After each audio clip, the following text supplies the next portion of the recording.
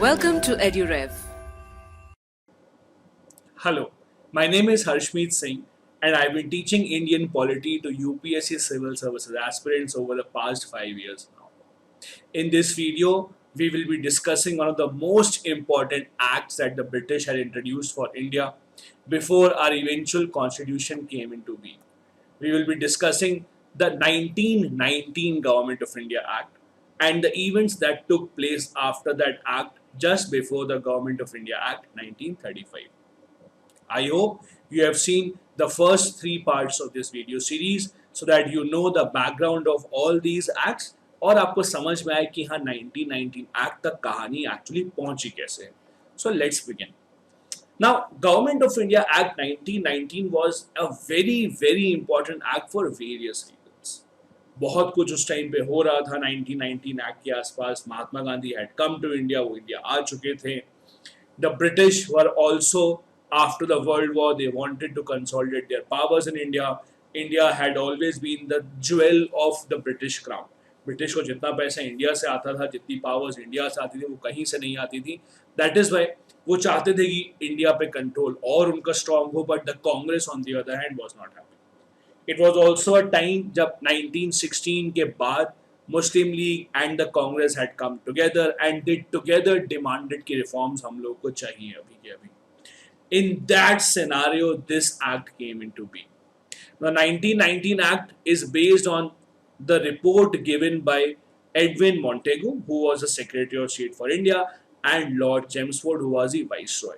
So that is why it's called the Montfort reforms. You take Mont from Montagu and Fort from Chelmsford. The most notable feature of the act was it said that there would now be an end to benevolent despotism and we will try to have responsible government in India. Now, responsible government in a democracy simply means a government which is accountable to its people. If people have the right to choose their government and people have the right to remove their government, that is a responsible government. This act was introduced for a 10-year period. British ने कहा 10 साल तक हम ये act लेके आएंगे, मतलब 1919 से 10 साल लगे एक्ट चलेगी. 1929 में फिर वी विल सी कोई और नई एक्ट आएगी और कैसे काम कर चलना है आगे, बट ये 10 साल के लिए ही चलेगा. Now this was an act that had a separate preamble. सोचो इतना इंपॉर्टेंट, इतना बड़ा एक्ट था. It had a preamble of its own, जैसे हमारे कॉन्स्टिट्यूशन का भी है. तो it's a kind of a short form कि एक्ट क्या करना चाहता है, the objectives of that act. Preamble में लिखा गया India will remain an integral part of the British Empire. मतलब इंडिया कहीं नहीं जा रहा है. There was a lot of demand at that time from the Indians, from Congress. Also, the extremist group had come up in Congress कि हम लोग को आज़ादी चाहिए. We want complete independence. But the British said this very clearly in this act. Britain will not leave India. India will remain an integral part of the British Empire. Yes, we will try to establish a responsible government, but that does not mean that we are giving you independence. Independence की कहीं भी बात नहीं थी उसमें. It said that we will set up a responsible government. कुछ time तक हम लोग सेटअप करने की कोशिश करेंगे, बट ये नहीं कहा गया कि हम लोग आपको इंडिपेंडेंस देंगे. The most important point of this act, which is asked in the examination time and again, was the introduction of diarchy. Dyarchy को इंट्रोड्यूस किया गया था. कहाँ पे? प्रोविंस लेवल पे. Now you need to understand what dyarchy, इसलिए बहुत ध्यान से देखो मैं जो समझाने जा रहा हूँ आप लोगों को. So powers were divided between the centre government and the provincial government. जैसे आज है, centre government had certain powers and the state government has certain powers. So state government को प्रोविंसेस कहा जाता था उस टाइम पे. So, for example, provinces can make laws on 60 items. 60 subjects पे province अपने laws बना सकते हैं. Now, these 60 items were also divided into 2 parts. ये डायरकी था. कैसे डिवाइड किया गया इनको? Some of them were called reserved subjects और कुछ को कहा जाता था transferred subjects. Now, what was happening in the provinces? Provinces में क्या हो रहा था उस टाइम पे? Every province had its own government. Her province में अपनी खुद की government थी. Led by the governor. Governor जो ब्रिटिश अपॉइंट करते थे वो होते थे और उनके अंडर होते थे प्रोविंशियल असेंबली के मेंबर्स. सो प्रोविंशियल असेंबली या प्रोविंशियल लेजिस्लेचर आप समझ लो, जैसे आज की विधानसभा है बेसिकली, आज का स्टेट लेजिस्लेचर है, वैसे ही there was provincial legislature in all the province. ये लोग एमएलएस टाइप के थे, इलेक्शन जीत के आते थे. These were Indians but they were headed by the governor who was appointed by the British. Now, what was diarchy? As I said, these 60 subjects for provinces were divided into two parts, reserved and transferred. For example, 40 of them are reserved, 20 of them are transferred. Now, on these 40 subjects, in 40 subjects के ऊपर, the governor of the province was free to make laws on his own. वो केवल अपने council से पूछ के, अपने और British help से पूछ के, they could make laws without asking his assembly. अपने MLAs को, अपनी assembly को बिना पूछे, he had the power to make laws on the reserved subjects. All the important subjects were kept as reserved. जो भी important subjects थे जिससे लोगों की life में फर्क पड़ता, वो सबके सब reserved में रखे गए थे. Then there were certain very few subjects which were not really important. Those were set as transferred subjects. Transferred subject में law कैसे बनता था? The provincial assembly used to discuss, pass the bill, and they used to make a law by sending it to the governor. जैसे आज laws बनते हैं. अब problem क्या है? And this system is called diarchy. जो प्रोविंसेस में reserved और ट्रांसफर्ड में आपने डिवाइड कर दिए सब्जेक्ट्स को, दिस इज कॉल्ड डायरकी. उसमें प्रॉब्लम क्या है? See the problem is the members of the provincial legislature, जिन्हें आप एमएलए बोलते हैं आज, they are elected by the people, right? So if you are elected by the people, they should get the power. They should get the power to decide कि हाँ कौन कैसे law बनाए जाएंगे, कैसे लॉ नहीं बनाए जाएंगे. But here they were not given any powers. They were given powers on useless subjects, transferred subjects पे केवल. All the important subject the governor had kept for himself. Governor ने सारे important subjects खुद के लिए रख लिए थे. This system of diarchy was introduced at the provinces. So provinces में ऐसा होता था. Indians are obviously very very furious with this, क्योंकि आपने अगर government appoint की है, if you have elected your MLAs, you have elected the members of your provincial legislature, they should be given the power to make laws. If you are not even giving them the power to make laws, तो आप उन्हें appoint ही क्यों कर रहे हो? What was the point of having this provincial legislature? So that is why the diarchy was a concept which was hated by all the Indians back then. So diarchy at the provinces was introduced in the 1919 Act. Remember this. I want you to reiterate, I want you to understand this very carefully. Diarchy ये नहीं होता है कि centre और state में power divide कर देना. That is federalism. Diarchy means at one level only, एक ही लेवल पे पावर को डिवाइड ऐसे कर देना कि there are reserved subjects and there are transferred subjects. जो ज़्यादातर important है वो reserved subjects होंगे, उनके ऊपर the governor can make laws. The less important ones will be the transferred subjects on which the elected representative can make laws. ठीक है? Next. The 1919 Act also expanded the Governor General's Council. Now Governor General's Council will have at least 3 Indians. Out of the 6 members in the council में 6 members होंगे, उसमें से 3 Indians होंगे. We have already studied in 1909 Act how the first Indian was appointed in the form of Satyendra Sinha. Now the provision was at least 3 of the 6 members of the council have to be Indians. Apart from that, अब क्या हुआ यहाँ पे? Bicameralism setup हो गया. सी इतनी सारी important चीजें हो रही है यहाँ पे. That is why I told you 1999 is very very important.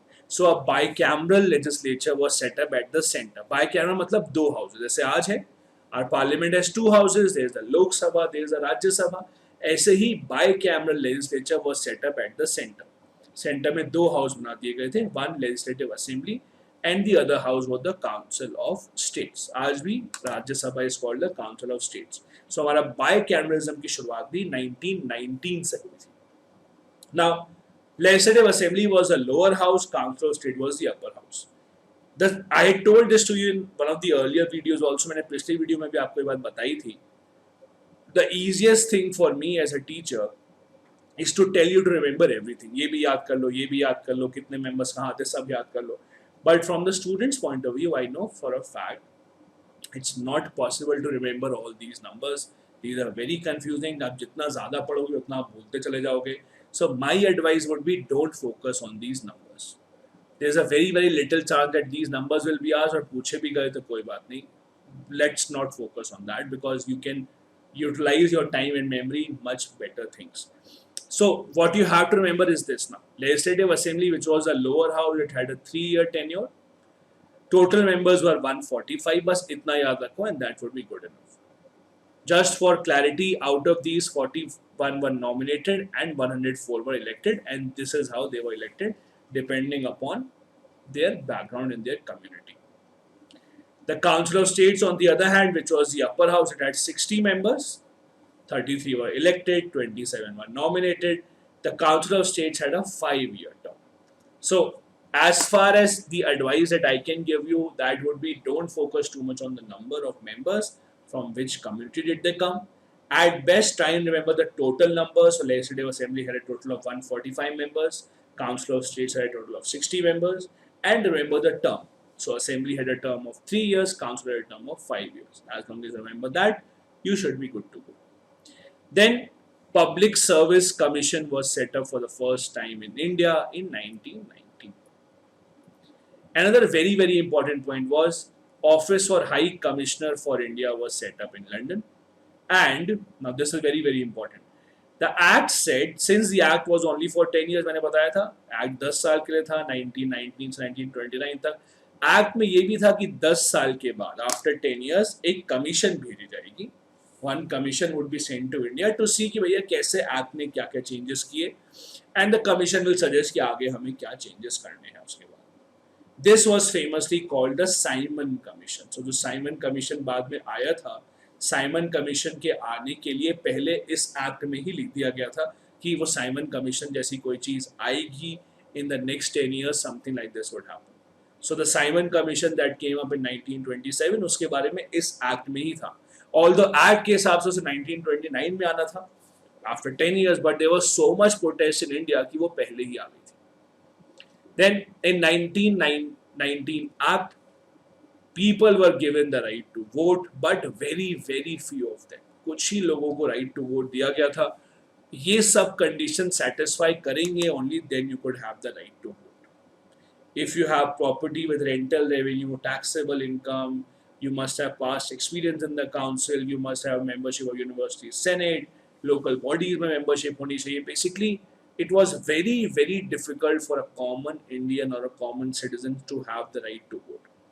Women were also not given the right to vote. So a very minuscule population, बहुत कम population ऐसी थी जिसको actually vote करने का right था, वरना vote करने का right किसी के पास था नहीं उस time पे इंडिया में.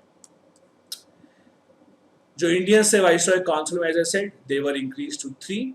जो members होंगे वो 3 कम से कम Indians होंगे Executive Council में.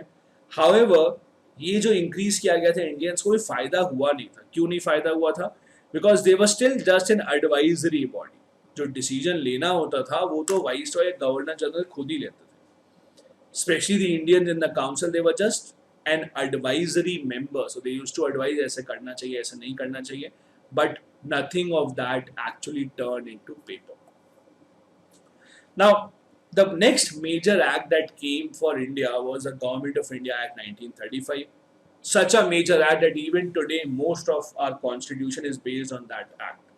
But before 1935 Act and after 1919 Act, a lot of events happened in India, a lot of very, very important events. Now, you will read in detail about all these important events in your modern history classes. So, modern history में ये सब कुछ cover होता है बहुत अच्छे से. So, I will not tell in detail, but मैं एक एक करके थोड़ा बहुत I'll give you a brief कि कहाँ पे क्या हुआ था, so that you have an idea. अच्छा यहाँ पे ये हो रहा था, यहाँ पे ये हो रहा था, so that in the next class when we start the Government of India in 1935, आपको पता हो कि अच्छा कहानी यहाँ तक ऐसे पहुँची थी. So 1927 में, as I said, the Simon Commission had come in. 1929 में आना था इनको, but 1927 में ही आ गया. क्यों? The people were not happy with the 1919 reforms. कुछ powers मिली नहीं थी इंडियंस को, केवल लॉलीपॉप पकड़ाती गई थी. Very few people had the right to vote. The government would not listen to them. Indians were not really given powers. Extremists जो थे हम लोग यहाँ पे, वो बहुत ज़्यादा restless हो रहे थे. So Simon Commission came up in 1927. Simon Commission, as most of you would know, बहुत ज़्यादा protest हुआ Simon Commission के against. क्यों? Because it had all British members. कोई भी Indian member नहीं था उसमें. Indians were revolting because Simon Commission was an important commission.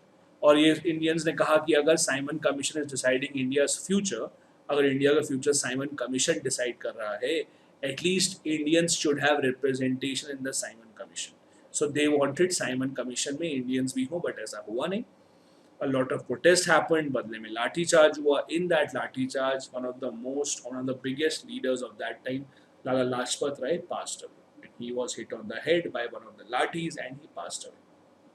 When the Simon Commission revolt happened, something very interesting happened after that. That was a Lord Birkenhead challenge. Now, Lord Birkenhead at that time was the Secretary of State for India. He jokingly challenged Indians that अगर आपको इतना ही लग रहा है कि आपको Simon Commission में होना चाहिए था, if Indians think that they should be in the Simon Commission, and if Indians really think कि वो बना सकते हैं अपना Constitution, I challenge the Indians. क्या challenge किया उन्होंने? He said I challenge the Indians कि आप ऐसा Constitution बना के दिखाओ सारी parties मिलके that is acceptable to all the political parties.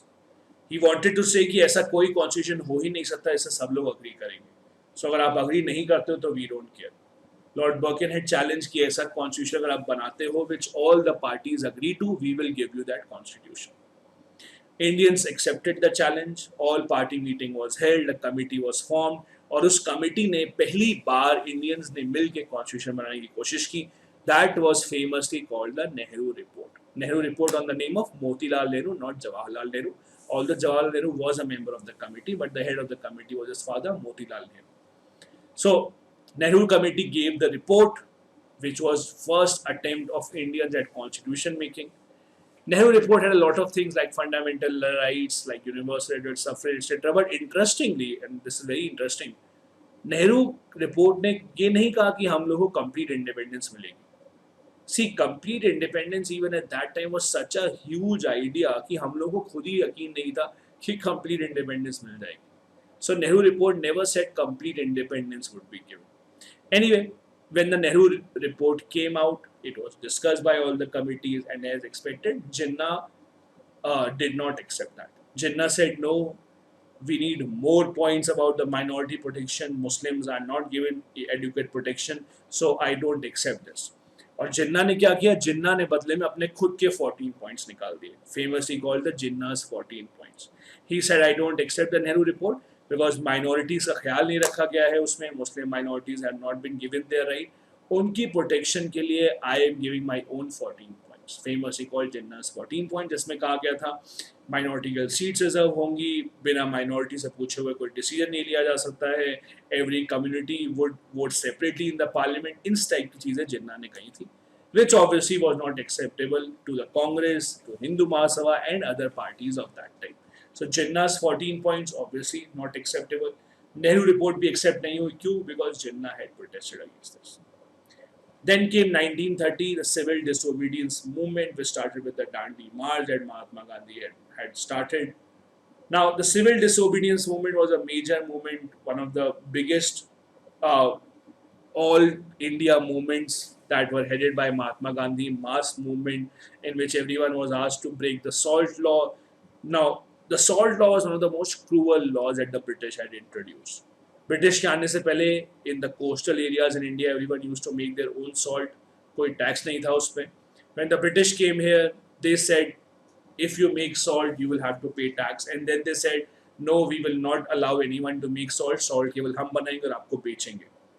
There was a lot of demand कि salt tax नहीं होना चाहिए because this is something that is given to us by nature. British का ऐसा कुछ भी नहीं है कि ब्रिटिश को टैक्स लगाना चाहिए. But British did not take away or did not reduce the salt tax. Why? Because salt was giving at least 8 to 9% of British earnings from India was through salt only. So salt को नहीं हटाना चाहते थे, इसीलिए salt को लेकर के the civil disobedience movement had started, and it had a lot of other things because the Indians were not happy with the Nehru report not being accepted, with the Simon Commission, and that is why the civil disobedience movement had started. उस दौरान the English now started calling round table conferences. 3 round table conferences were held from 1930 end to 1932. Now, what were these round table conferences? These were meetings that were held to discuss India's future in the constitution. These were held on the basis of the Simon Commission report and a white paper report that had come out after a few years. So, 3 round table conferences were held in London. Out of these 3, Congress participated in only the second one when Mahatma Gandhi went to participate in the second round table conference. But nothing could come out. Hindu Mahasabha, Dr. B.R. Ambedkar, Jinnah, these people participated in all 3 conferences, but Congress had participated in only the second round table conference. When Mahatma Gandhi had gone to Roundtable Conference, the civil disobedience movement was put on halt. But when he came back, he was not happy with what was discussed. The civil disobedience movement started again, but he was arrested. When he was sent to jail, the decision was taken in the Roundtable Conference that there would now be separate electorates for the depressed classes also. So separate electorates for SC and ST were also introduced because B.R. Ambedkar wanted it, and he had talked to the British Prime Minister Ramsay MacDonald. So these are famously called the Ramsay MacDonald Awards, Ramsay Award, Ramsay Communal Awards. This agreement between B.R. Ambedkar and MacDonald Ramsay led to Mahatma Gandhi being very unhappy in the jail, and he started his fast. Because according to Mahatma Gandhi, if the depressed classes will also get separate electorate, Hindu community will be divided, and he did not want that. When Mahatma Gandhi went on fast, everyone went out to B.R. Ambedkar. They requested him to talk to Gandhi, and finally, Dr. Ambedkar and Mahatma Gandhi signed an agreement in the Yarbada jail of Pune, which was called the Poona Pact. Interestingly, it was negotiated by Madan Mohan Malviya. So Madan Mohan Malviya also went to jail. He was the one that negotiated it. The end result was separate electorate was not given to depressed classes, but number of seats reserved for ST and ST were increased. And then in 1935, of course, came the biggest act, the largest act of British history, the Government of India Act 1935. Before our constitution was created, from 1935 till the time that our constitution started, India was governed on the basis of the Government of India Act 1935 only. And even after our constitution came into being, many parts of our constitution, even today, are derived from the Government of India Act 1935. That shows how important the act is even today. I have some questions for you from previous year UPSC papers. Please go through it very carefully. Take your time, 10 to 15, 20 seconds, and then try and see if you can answer these. The three statements 1, 2, and 4 we have studied. The third one we have not studied, but try and answer this anyway. First, Morley Minto Reform, that is 1909 Act, enlarged the power of legislators. As I said, from 1892 onwards, for every act, this will be true, that they will enhance the power of legislators. So this is true. Second, 1858 vested the Secretary of State for India and not Governor General with the supreme control over the Government of India. That again is true. Secretary of State, who was the first person to be Secretary of State, as I told you, Lord Stanley. Third statement is also true, the Vernacular Press Act of 1878. You will read about it in modern history. It was repealed by Lord Ripon. And the fourth, Montagu-Chelmsford report was responsible for 1909 Act, which we just studied. This is also correct. So all these statements are correct, and the answer here is D. You can make a note of it. Moving on. Another question about the Montagu-Chelmsford reforms that we just completed. First, it declared for the first time that introduction of responsible government is the objective. Absolutely true. We just studied about a couple of minutes back. Central and provincial subjects were separated. Again, very true. That is, after their separation at the province level, diarchy was introduced. Both bicameralism and direct election were introduced for the first time. This again is absolutely true. So all the statements are correct. D is the correct answer. Although direct elections were introduced, but very few people had the right to vote. You can make a note of this question again. Just to remind you, the EduRev Infinity platform has over 10,000 questions for those appearing for the UPSC Civil Service examination. These questions are prepared by the UPSC experts who have themselves cleared the examination and are at a very high position in the Government of India right now. Thank you so much for watching the video.